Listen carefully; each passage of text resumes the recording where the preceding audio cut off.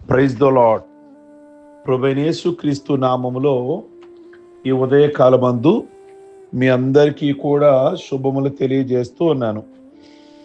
ఈ ఉదయకాలమందు యెహోషువ గ్రంథము 14వ అధ్యాయము 11వ వచనము.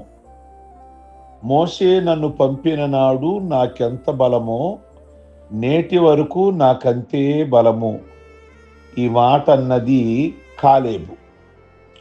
మోషే అరణ్య యాత్రలో, అంటే ఇశ్రాయేలీలు ఐగుప్తు దేశం నుండి వస్తూ ఉన్నారు కదా, 40 సంవత్సరాలు నడిచారు.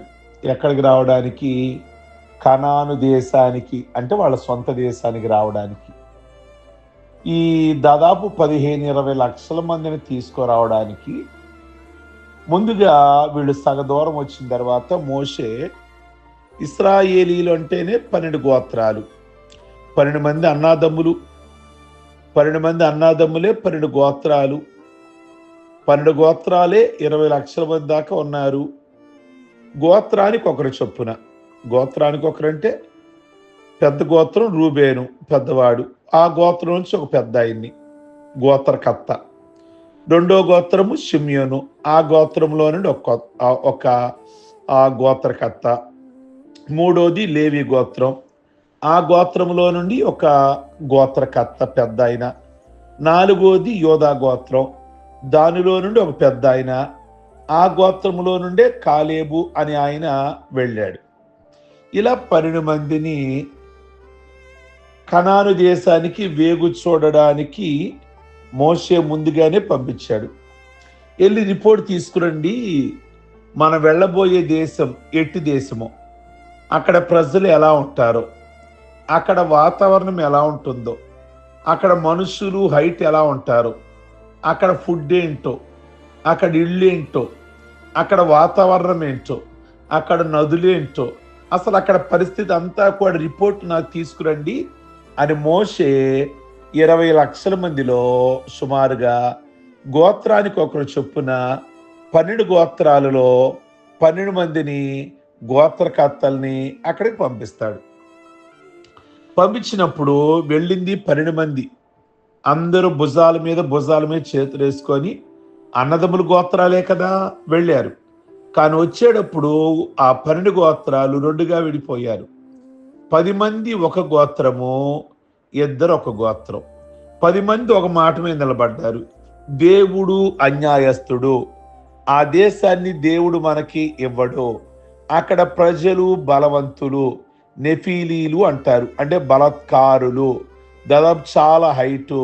వాళ్ళ దృష్టిలో చూస్తే మనము మిడతల్లాగా ఉన్నాం, మనం ఎందుకు పనికిరాం, ఎందుకు దేవుడు ఎలా చేస్తున్నాడో అని తయారయ్యారు ఆ 10 మంది. ఆ 10 మంది వచ్చి ఆ 10 గోత్రాల వాళ్ళని పాడు చేశారు, వాళ్ళని. ఇద్దరు మాత్రం చాలా మంచి సమాచారం తీసుకొచ్చారు. వారిద్దరిలో ఒక ఆయన కాలేబు, మరొక ఆయన యెహోషువ. ప్రియ దేవుని బిడ్డలారా, మోషే దగ్గరుండేవాడే యెహోషువ ఆయన. వీళ్ళిద్దరూ కూడా మంచి సమాచారం తీసుకొచ్చారు.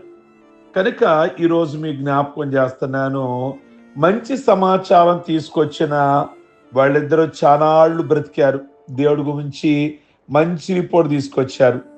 ఆ 10 మంది ఆ చెడ్డ సమాచారం తీసుకొచ్చారు కదా, వాళ్ళు తెగులు చేత చనిపోయారు అని జ్ఞాపకం చేస్తున్నాను. ప్రియ దేవుని బిడ్డలారా, అందుకే బైబిల్లో ఒక మాట ఉంది. యెషయా గ్రంథము 40వ అధ్యాయము 30వ వచనము 31వ వచనం. యెహోవా కొరకు ఎదురు చూచువారు నూతన బలమును పొందుదురు.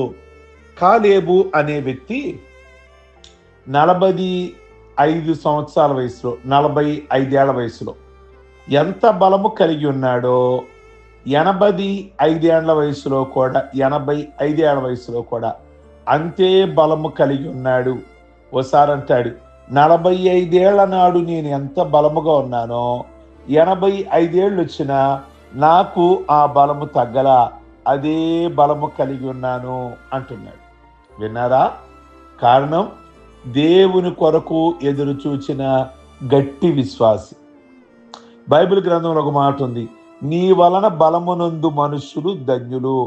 అని 84వ కీర్తన 5వ వచనం ఉంటుంది. ఆ నూతన బలమును దేవుడు ఆయనకు ధరింపు చేశాడు.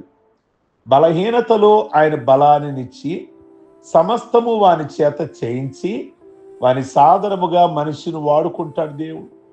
తన సాధనముగా వాడుకుంటాడు దేవుడు. ఇది కృత్రిమముగా కల్పించి తెచ్చుకున్న బలము కాదు.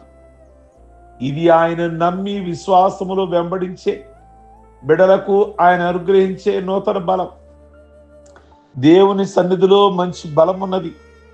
ఈ దినాలలో చాలా మందికి దేవుని మీద విశ్వాసం ఉండటలేదు.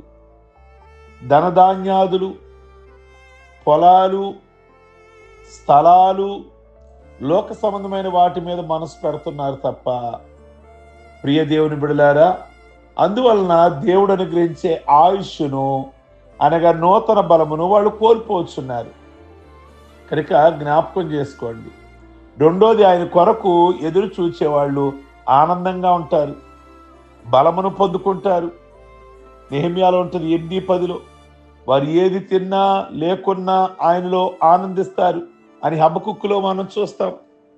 ప్రియ దేవుని బిడలారా, కనుక దేవుడు నీకు మంచి బలం ఇవ్వాలి అంటే దేవుని సన్నిధిలో ఎదురు చూడాలి. దేవుడు చక్కటి బలాన్ని అనుగ్రహిస్తాడు. కాలేబు బలమే దేవుని సన్నిధిలో నిరీక్షణ కలిగిన వాడిగా జీవించేవాడు. అందుకే 45 ఏళ్ల నాడు ఎంత బలం కలిగి ఉన్నాడో శత్రువుల మీద పోరాడడానికి. 85 ఏళ్ళు వచ్చినా ఆయనలో బలం తగ్గలేదట. ఎదుటి వారితో పోరాడగలిగిన శక్తి ఉంది. కేవలము దేవుడు అనుగ్రహించే ఆ బలము. ఈరోజు సంవత్సరాలు జరుగుచుండగా చాలా మందిలో బలం పోతుంది. ఏ బలము? ఆత్మీయమైన బలం పోగొట్టుకుంటున్నారు. ప్రారంభంలో ప్రభువులోకి వచ్చినప్పుడు ఎంత విశ్వాసంగా ఉంటారో, ఎంత నమ్మకంతో జీవిస్తారో, నిజంగా వాళ్ళ విశ్వాసం ముందు ఏది పనిచేయదు. అదే విశ్వాసంతో వాళ్ళు దేవుని సన్నిధిలోకి తొలి దినాలలో వచ్చినప్పుడు స్వస్థతనే చూశారా? ఆశీర్వాదాన్నే పొందుకోగలిగారా? అద్భుతాన్నే వారి జీవితంలో చూడగలిగారా? మరణకరమైన పరిస్థితుల నుంచే బయటికి రాగలిగారా? వాళ్ళ బిడ్డల విషయంలో ఉద్యోగాలే, వ్యాపారాలే చూశారా? మరి ఈరోజు అంత విశ్వాసం లేదు. కారణం, వయసు పెరుగుతుంది, భక్తిలో వయసు పెరుగుతుంది. సీనియర్లు కావలసిన వాళ్ళు జూనియర్లు అయిపోతున్నారు. రోజు రోజుకి భక్తి పెరగాల్సింది పోయి తరిగిపోతుంది. ఒకప్పుడు భక్తిలో ఉన్నప్పుడు ప్రార్థనలో ఎన్ని గంటలు ఉండేవాళ్ళో, ప్రార్థనకి ఎలా వచ్చేవాళ్ళో, స్టార్టింగ్ దినాలలో, ప్రారంభ దినాలలో వారు రాబడి అంతట్లో ప్రభువుకి ఇవ్వాలి అంటే ఆ దేవుని భాగంగా ఏదైనా ఎంత భయం కలిగి జీవించేవాళ్ళో. కానీ రాను రాను వయసు పెరుగుతుంది, భక్తిలో సీనియారిటీ పెరుగుతుంది. వాళ్ళ బలాన్ని, వాళ్ళ ఆత్మీయ స్థితిని పోగొట్టుకుంటున్నారు. కాలే బల కాదు. ప్రారంభ దినాలలో ఏ విధంగా ఎంత బలముగా ఉన్నాడో అలాగే ఆత్మీయ స్థితిలో కూడా అంతే బలముగా ఉన్నాడని జ్ఞాపకం చేస్తున్నా. కనుక మీ సంవత్సరాలు పెరుగుతున్నాయి ఆత్మీయ స్థితిలో. మరి మీ యొక్క ఆత్మీయ స్థితి ఏ విధంగా ఉంది? రెండోది, యవన బలము. యవనస్తులు బలము వారికి అలంకారము. సామెతలు 20వ అధ్యాయము 29వ వచనము. యోబు గ్రంథం 20వ అధ్యాయము 11వ వచనము. ప్రియమైన దేవుని బిడ్డలారా, పడుచు ధనమున మిడిసి పడితిని, కన్ను మిన్ను కానకుండా నిన్ను వీడిపోయాను. ఈ వయసులో ఉన్నవారు, వృద్ధాపులు ఉన్నవారు ఆ తర్వాత పాడుకునే పాటలు ఇవి. బలం కలిగినప్పుడు మిడిసిపడ్డాను, ఆరోగ్యంగా ఉన్నప్పుడు కన్ను మిన్ను కానకుండా జీవించాను. కానీ ఈ బలము, కండబలము మనుషులకు జబ్బు చేసినప్పుడు క్షీణించిపోతుంది. లోకానికి కరాటీ నేర్పించిన పరాక్రమశాలి బ్రూస్లీ, అతనికి ఒక నటీమణి భోజనములో విషం పెట్టింది. అతడు దానిని భుజించి నరికివేయబడిన చెట్టు వలె నేల కూలాడు. అతని బలం ఏమైంది? ప్రియ దేవుని బిడ్డలారా, కండలు పెంచుతున్నారు. ఆ కండలు దేనికి? ఓ టైం వస్తే ఆ కండలు ఏమాత్రం కూడా ఉండవు. అంటే ఆరోగ్యం కోసం నేను వాకింగ్ చేయొద్దని నేను అనను, హెల్దీగా ఉండొద్దని నేను అనటం లేదు. కానీ ఒక మాట నేను జ్ఞాపకం చేస్తున్నాను, ఈ బలం ఎప్పుడూ కూడా ఒకేలాగా ఉండదు. ఈరోజు ఆరోగ్యకరంగా ఉన్నాం. ఈరోజు ఆరోగ్యకరంగా ఉన్న వారికి ఆ వయసు వచ్చిన వారిని చూస్తే కొద్దిగా ఎగతాళిగా హేళనగా ఉండొచ్చు, కానీ ఆ వయస్సు వీళ్ళకు కూడా వస్తుంది. యవనస్తులు కూడా ఒక రోజులు వృద్ధులు అవ్వక మానరు, ముసలివారు అవ్వక మానరు. ఒక రోజున వారికి కూడా ఈ రోజు వారు కండబలంతో ఉన్నారు, ఓ రోజున వారు కూడా ఆ అవయవాలన్నీ కూడా బలహీనం కావలసిన పరిస్థితి వస్తుంది. తల వెంట్రుకలు తెల్లపడే పరిస్థితి రావస్తుంది. ఓ రోజున పళ్ళు ఊడిపోయే పరిస్థితి వస్తుంది, ఓ ప్రక్కన కూర్చునే పరిస్థితి వస్తుంది. ఆ రోజు వేదన పడే కంటే ప్రియమైన దేవుని బిడ్డలారా, ఈరోజు ప్రభు జ్ఞాపకం చేసుకుంటున్నాడు. కనుక ఈరోజు దేవుడు నీకు మంచి ఆయుష్నిచ్చాడేమో, దేవుడు నీకు మంచి ఆరోగ్యాన్ని ఇచ్చాడేమో. ఎక్కడా మిడిసిపడొద్దు, ఎక్కడా కన్ను మిన్ను కానకుండా జీవించొద్దు. మనకంటే బలంగా ఉన్న వాళ్ళు ఈ రోజున ఆ వయసు వచ్చి అలా ప్రక్కన కూర్చున్నారు. రేపు మనమైన అంతే, తరం వెంబడి తరం, తరం వెంబడి తరం అని మర్చిపోవద్దు. ప్రభు అనుగ్రహించు బలం పైనుండి వచ్చు శక్తిగా ఉంది. నీ మహాబలము దేనిలో ఉంది చెప్పు అంది దెలీలా సంసోనుని అడిగింది. ప్రియ దేవుని బిడ్డలారా, యెహోవా ఆత్మ అతనిని ప్రేరేపింపగా అతడు మేక పిల్లని చీల్చినట్లు సింహాన్ని కూడా చీల్చేసేవాడు. సింహాన్ని చీల్చాడు, ఎలుగుబంటుని మందలో నుండి ఒక గొర్రె పిల్లను ఎత్తుకుని పోచుడుగా నేను దాన్ని తరిమి చంపి ఆ గొర్రెని విడిపించి తిని అంటాడు దావీదు. దావీదు సింహాన్ని చీల్చాడు, ఆ ఎలుగుబంటుని చీల్చాడు, కానీ దావీదు పరిశుద్ధాత్మ మీదకి వచ్చినప్పుడు బలమును పొందుకున్నాడు. ఈ రోజున మీకు బలము కావాలి అంటే జకర్యాలు అంటాడు, శక్తి వలన కాదు, బలము వలన కాదు, నా ఆత్మ ద్వారానే ఇది జరుగునని యెహోవా సెలవిస్తున్నాడు. ఈ రోజున దేవుని సన్నిధిలో బలమైన కార్యాలు జరిగించాలంటే బలమైన ఆత్మ నీ మీదకి దిగి రావాలని దేవుని సన్నిధిలో మనం ప్రార్థన చెయ్యాలి. మూడో బలం, ఫస్ట్ నూతన బలం గురించి మాట్లాడా. రెండోది యవన బలం, అది ఎప్పుడు ఉండేది కాదు. ఓ రోజున యవనస్తులుగా ఉన్న మనమే ఈ రోజున ఓ వృద్ధాప్యానికి దగ్గరికి వస్తున్నాం. ఈ రోజునున్న యవనస్తులు రేపు కొద్ది రోజుల్లో వాళ్ళు వృద్ధులు కాబోతున్నారు. ఈ రోజు వృద్ధులుగా ఉన్న వారందరూ యవనస్తులుగా ఉన్నవాళ్లే. ఏమండి, మంచి ఆరోగ్యంగా ఉన్నవాళ్లే, కండబలం కలిగిన వాళ్లే, కానీ ఈరోజు వృద్ధులయ్యారు. రేపు మన పరిస్థితి కూడా అదే. కనుక ఏ విషయంలో కూడా మిడిసిపడవద్దు అని దేవుని వాక్యం జ్ఞాపకం చేస్తుంది. మూడోది పక్షిరాజు బలము. పక్షిరాజు యవనము వలె నీ యవనము క్రొత్తదగుచుండినట్లు మేలుతో నీ హృదయమును తృప్తిపరుచుచున్నాడు అన్న 103వ కీర్తన 5వ వచనం. వృద్ధాప్య మందు నన్ను విడనాడకము, నా బలము క్షీణించినప్పుడు నన్ను విడవకము అంటున్నాడు కీర్తనాకారుడు. ప్రియ దేవుని బిడలారా, ఊరు పొమ్మంటుంది, కాడి రమ్మంటుంది అని వేస్ట్ కబుర్లు చెప్పకుండా, కాలము వెళ్ళబచ్చకుండా భావగర్భితమైన మాటలతో దేవుని సన్నిధిలో భక్తుడు మొరపెడుతున్నాడు. వృద్ధాప్యంలోకి వచ్చేసాడు. ఆ వృద్ధాప్యంలో అయిపోయింది నా పరిస్థితి అని అనుకోలా. దేవుని సన్నిధిలో అడుగుతున్నాడు, నాకు చక్కటి ఆరోగ్యాన్ని ఇవ్వండి అని. కనుక ప్రియ దేవుని బిడలారా, ఇట్టి వారే పక్షిరాజు బలమును పొందుకుంటారు. దేవుడు మేలుతో వారి తృప్తిగా మేలు చేయగలిగిన దేవుడు. అసలు పక్షిరాజు స్వభావం ఏమిటి? వృద్ధాప్యమందు పైకెగిరి ఒక బండ మీద కూర్చుంటుంది. అక్కడే తన రెక్కల ఏకలన్నిటినీ లాగివేసి బోడిగా నుంటుంది. కానీ కొన్ని దినాలలో దానికి నూతన ఏకలు వస్తాయి. బలహీనమైన శరీరం బలము కలిగినదిగా మారుద్ది. నూతన బలము, యవ్వన బలము పొందుకొని రెక్కల చాపి పైకెగురును. ముసలతనమందు ఇంకా చిగురు పెట్టుచుందురు, వారు సారము కలిగి పచ్చగా నుందురు.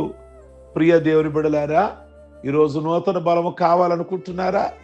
లేదా యవన బలం ఉందని అతిశయపడుతున్నారా? ఎంతో కాలం కాదు యవన బలం, కొద్ది సంవత్సరాలలో వృద్ధాప్యంలోకి రాక తప్పు. దేవా, నేను వృద్ధుడిని, నన్ను విడనాడకము అనే ప్రార్థన చేయక మానం. కనుక వృద్ధాప్యమందు కూడా చిగురించాలి.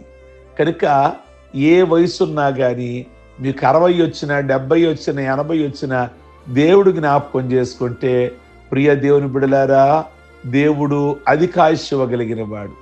ఆయుష్ పొడిగించేది ఆయనే. ఆయన చేతిలో మాత్రమే ఉంది, వైద్య శాస్త్రం లేదు. నీకు ఆయుష్ పొడిగించబడాలి అంటే కేవలం ప్రభు యొక్క చేతుల్లో ఉందని జ్ఞాపకం చేస్తున్నాను. కనుక దేవుడు నీకు శరీర సంబంధమైన బలము, ఆత్మ సంబంధమైన బలము ప్రభు అనుగ్రహించును గాక. ప్రార్థించుకుందాం.